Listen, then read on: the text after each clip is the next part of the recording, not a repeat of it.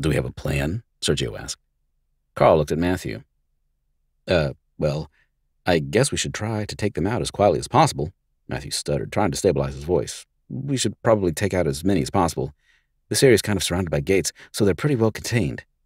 I would say we should just kill enough to get inside the doors, but if we don't destroy them all, we'll have to face them on our way out.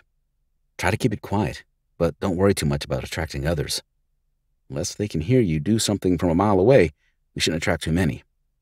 We should stick together, Sergio added. It's easier to clear out a space when we've got each other's backs.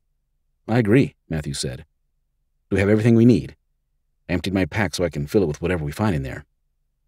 I'm not too eager to discover what's in there, Carl said under his breath. Let's head out then, Matthew said brightly, trying to display some confidence to inspire the others. He pulled his baseball bat from the back of the vehicle and tucked his knife into his pocket. Matthew was the first out of the car, followed by the two friends who reluctantly followed. Nevertheless, they stood right beside Matthew, ready for battle. By now, it took very little communication to make kills. Matthew thought back to the early days, where he bumbled around whoever was near, trying to figure out who was going to stab the zombie and who was going to run.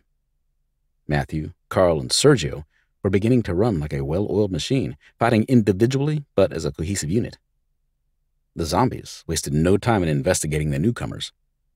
Instantly, they realized that something was amiss and swarmed the three soldiers. Matthew led the defense with a swift swing at the first zombie's head, cracking the skull with a satisfying whack. The creature toppled to the ground, causing the other zombies to climb over their fallen comrade. Sergio and Carl batted down advancing zombies in unison, grinning at each other as their opponents landed on the ground. Okay, now we're warmed up, Carl cheered. The trio fought with great zeal, working out all of their frustrations and stresses on the approaching monsters. It was easier to back at the source of their pain than to deal with the pain itself. The zombies were their enemies, no doubt, but they were also proxies for the horrors of the world. Matthew thought about the inequality he saw in the streets as they drove and swung with all their might, as if smashing the zombies outside the hospital could provide any relief to the people who struggled to protect their block. This motivation helped, and he batted down 5 within minutes, finishing each kill with a slice to the neck. Damn, we're good at this, Carl smiled after the first wave of zombies fell at their feet. The stragglers from the outer edges of the fence were beginning to notice that the others had perished, prompting them to go in for scraps. Yeah, we're basically a zombie hit squad, Sergio answered, pulling his bat from a body cavity. He shook the slime off and raised it back over his shoulder.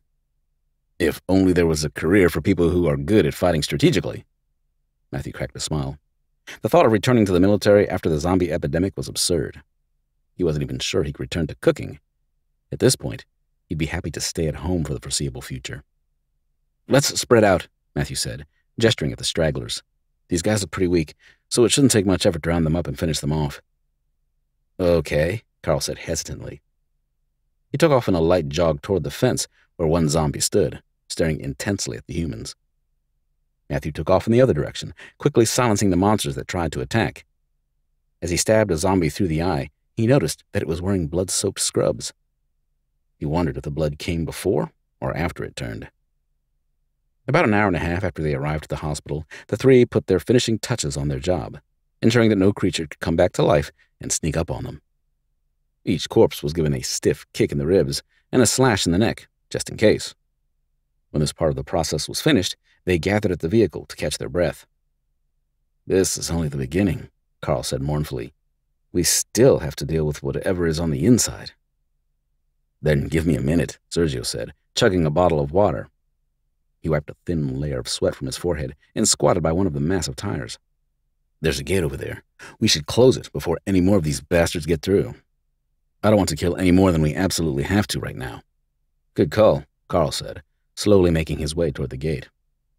But if we have to leave in a hurry? Matthew asked nervously.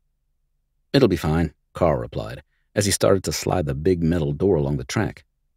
Besides, if we effectively kill all the zombies inside, then we won't have to worry about leaving in a hurry. Carl fastened the latch but left the padlock open. Small flakes of rusty metal floated to the ground, creating a scraping sound that made Matthew's jaw clench. We should be safer now, Carl said, joining the other two, but that means that we need to do a decent job of cleaning up the inside of this place.